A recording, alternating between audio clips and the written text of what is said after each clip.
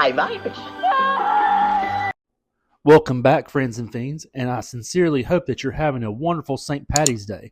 So what better else to get you in the mood for this wonderful holiday than another edition of Mad at the Movies, where we're going to cover the classic Leprechaun 2.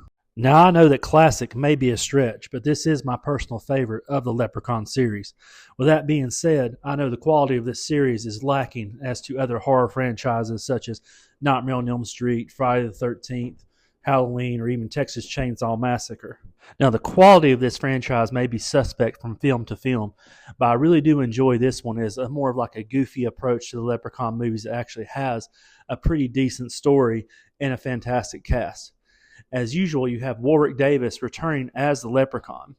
Although Warwick Davis is returning for this Leprechaun sequel, he is actually playing a different version of the Leprechaun separated from the first film. And we can see this where in the first film, the Leprechaun mentions that his age is 600 years old. And in this film, the Leprechaun is celebrating his 1000th birthday. Also joining the cast for this sequel is Charlie Heath as Cody, and his love interest is played by Siobhan Durkin as Bridget. These two had minor roles in a few other projects, but they're mainly known for their role in this feature. The standout character for me is Morty, who is played by the great Sandy Barron. Sandy is mainly known for his role as the legendary Jack Klompus on the hit show Seinfeld. You can tell that Sandy has a lot of fun in playing the con man Morty. With the success of the 1993 film, it didn't take long for Trimark Pictures to greenlight a sequel. This Round of Carnage was written by Terry Meyer and Al Septine. One of the first drafts was to bring back the Jennifer Aniston role of Tori, but she refused this project as she was gaining momentum from her new show Friends. So the writers had to go in a different direction. This was also directed by Rodman Flender. The movie was filmed on a budget of $1.5 million and pulled in $2.3 million at the box office. This was the last Leprechaun movie to be released in the theaters until Leprechaun Origins. That one's terrible. Going forward, we will be breaking down the plot of Leprechaun 2, so if you've not seen this film as of yet, please stop now, for there will be spoilers ahead. Well, we've warned you.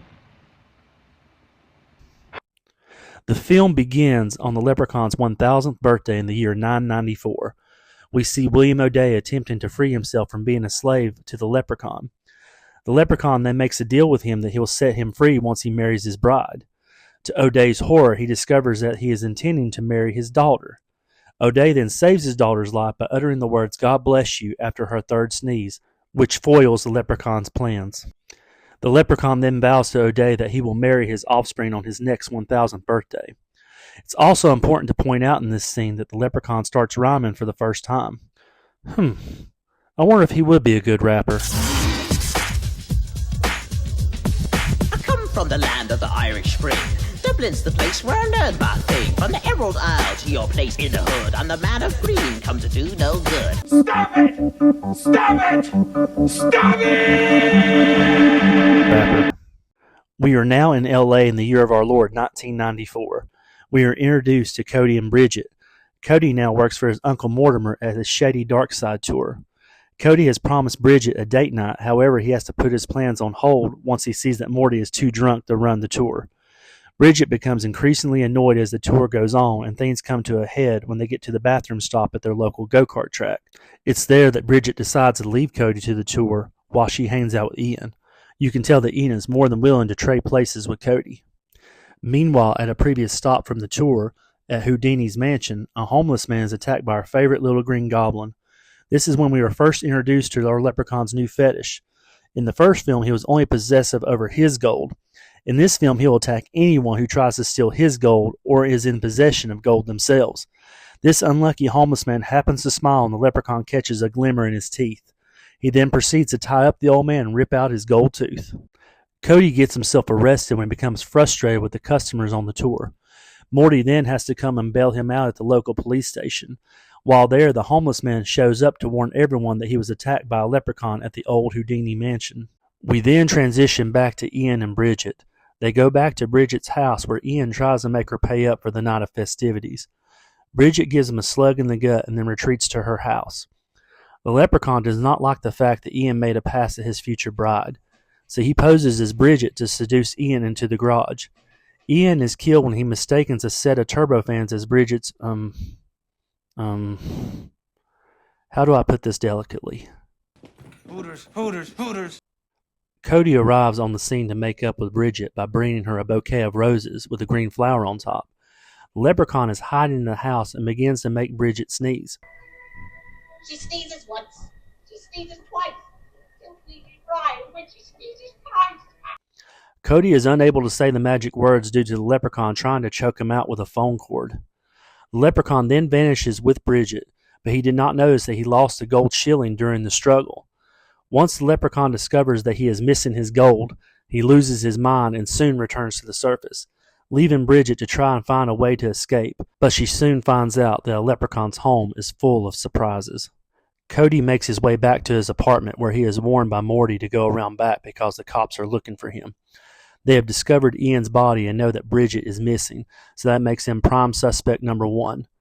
Cody and Morty do the obligatory 30-second research into Leprechaun's lore to find out that wrought iron will not only hurt a leprechaun but also kill him. They don't get to research any further as they're soon attacked by our 3-foot villain, but they are able to escape and see that wrought iron does in fact work on the leprechaun as he burns his hands on the bars. Morty then talks Cody into going to his favorite bar so that they can regroup and make a plan to get back Bridget. Cody then realizes that the old man at the police station mentioned that he saw the leprechaun at the Houdini mansion, but Morty cuts Cody off by alerting him that the leprechaun is there. Morty is able to goad the leprechaun into a drinking battle, which is one of the highlights of the movie. The leprechaun doesn't know that Morty is drinking a special concoction of water and coloring to keep him from getting drunk. Morty almost catches the leprechaun, but our little friend pulls off some drunken magic to be able to escape the bar. Once the leprechaun has escaped, he has made his way into a coffee shop. And it is here where we are treated by one of the best cameos in the movie. The waiter is played by none other than Mad TV star Stewart, aka Michael McDonald. He makes the mistake by asking the leprechaun to pay for his lattes. The leprechaun gives us a bloody good kill by giving the waiter a steam shower. We see some great makeups and special effects gore with this kill. Cody and Morty concoct a plan to steal an iron safe from the go-kart track where they intend to trap the leprechaun. Morty almost gets caught by a security guard, but he is able to elude him by giving him a good sucker punch. The leprechaun then attacks Morty in the office, but Cody is able to trick the little demon into getting trapped into the safe. But their victory is short-lived as Morty lets his greed get the best of him as he locks Cody away in a closet to try to get 3 wishes from the leprechaun. But as we know, the leprechaun is a master of twisting those wishes into nothing but pain and agony for Morty. Morty first wishes for the leprechaun's gold, of which the trickster grants, although not the way Morty intended. The pot of gold manifests itself in his stomach, causing his stomach to expand and swell up like a tick.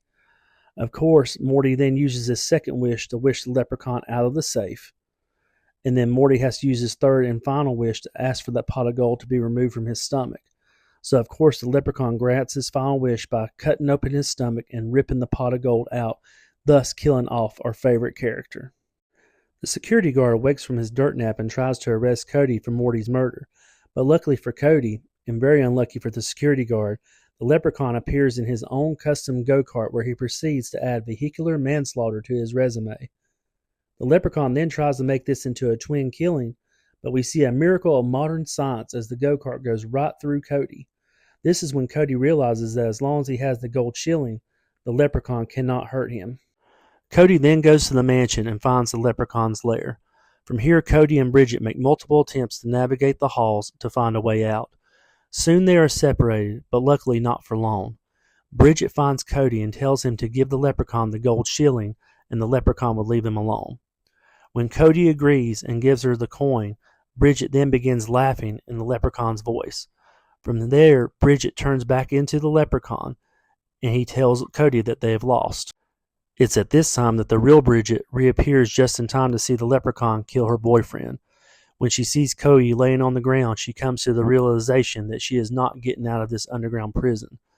But to her amazement, Cody then pops up and stabs the leprechaun with a wrought iron rod, giving him the glorious death that we've all been waiting for the entire movie. It's at this point that we find out that Cody gave the leprechaun a piece of chocolate that he obtained earlier in the movie and still had the real gold shilling. Bridget then wanted to know how Cody knew the leprechaun was trying to trick him, and he jokingly told her that he kisses differently. They go off screen to live happily ever after. And that is the end of the story of Leprechaun 2, but it wasn't supposed to be the end for our characters of Cody and Bridget. That's right, friends and fiends. This was first envisioned as a two-part story, with obviously the first part being Leprechaun 2, but Leprechaun 3 was supposed to pick up right at this point where they escaped the lair, and Cody was to be arrested and tried for the murders that took place in this film. The third movie was originally subtitled The Trial of the Leprechaun. The script was hit and miss from what I've read, but I do enjoy the fact that the leprechaun is pulling the strings behind the scenes in an attempt to get rid of Cody and to get back with Bridget. But ultimately the script was shelved and we got the Leprechaun 3 that takes place in Vegas. Let me know in the comments, would you have loved to see these characters continue on in Leprechaun 3, or are you happy with the Leprechaun 3 that we did receive? As I mentioned before, this is by far my favorite out of the Leprechaun movies. It's a goofy movie, it's a campy movie, but this movie for me is a lot of fun. Warwick Davis for me does a great job with his comedic timing, and you can tell that he's having a lot of fun in this role. But for me, the very best character and the scene stealer in this film will always be Sandy Barron. For me, Morty is a breath of fresh air in this series, as it's funny watching him attempting to get people to buy shares into his dark side tours. His character is by far the most fleshed out character in this movie, and possibly the entire Leprechaun series. He is a lovable con man that went out of his way to take care of Cody after he lost his parents, but as you can see, he's a very flawed character as well, as he has a problem with drinking and has a problem being greedy, which ultimately cost him his life. Another aspect I enjoy in this film is the makeup effects. Gabriel Bartolos returns from the first movie to do the makeup for Warwick Davis. His effects team does a great job with the kills with this movie as well. Two deaths in the film really stand out to me that show the great work of this special effects team. The first being the death of the waiter at the latte shop. This effect looks amazing when the steam starts scalding the actor, because then you can see the skin start to peel back and the blood start flowing over his face. And then when you pair this with the acting and the screaming, it works very well and is very effective as a kill. But for me, the number one kill of the entire movie has to go to the death of Morty. The effect looks great when the stomach is getting sliced open and the pot of the gold is removed. But the editing is fantastic here, as it's not focusing on the carnage, as lingering on this shot could have ruined the illusion. But on the flip side, there are some issues with this movie I have, and one of them being one of the worst effects has to be when the businessman on the sidewalk gets his finger ripped off. When he sticks out his business card, you can clearly see the line of the rip in the finger. Even as a child, this bothered me because I could see it and knew exactly what was about to happen next. And then you throw in the acting on top of it, and you come out with one of the least effective scenes in the entire movie. Of course, there are a lot of other issues with this film that cannot be ignored. The majority of the characters are thinly written. I think that Charlie Heath and Siobhan Durkin do a serviceable job as Cody and Bridget, but they're let down by the script with some cringeworthy dialogue. I would have loved to see their characters more fleshed out throughout the film as it was originally intended, but as with every movie, there are deleted scenes. And in these deleted scenes, there was more around the love triangle between Cody, Bridget, and Ian that I think would have added more gravity to the film. It also would have made Ian's death much more impactful had he been around to be more of a thorn in Cody's side. Now, with all that being said, I'm very happy with the third movie that we did receive in this franchise. However, I still would have loved to see Cody and Bridget's stories be picked up for another film. But unfortunately, too much time has passed, so that ship has sailed. So, friends and fiends, the final verdict for Leprechaun 2. I know that it's not a perfect movie by no means, and it's not going to be everyone's cup of tea, but I'm definitely not ashamed to say that I enjoy this movie, and I always make it a point to watch it every year on St. Paddy's Day. I proudly give this movie 4 Goldblums out of 5, and if you're down for some campy horror, then this definitely is going to get the job done for you. So let me know in the comments, friends and fiends, do you enjoy Leprechaun 2? Where do you rank it in the Leprechaun series? Also, be sure to like this video and subscribe to the channel. Also, don't forget to wear green this St. Paddy's Day, and if you have time to go out to your local pub, be sure not to get into a drinking game with a leprechaun. Why, you may ask? Well, here's your answer. Pour all you want, pour all you can. You won't beat me, because I'm a leprechaun. Corn.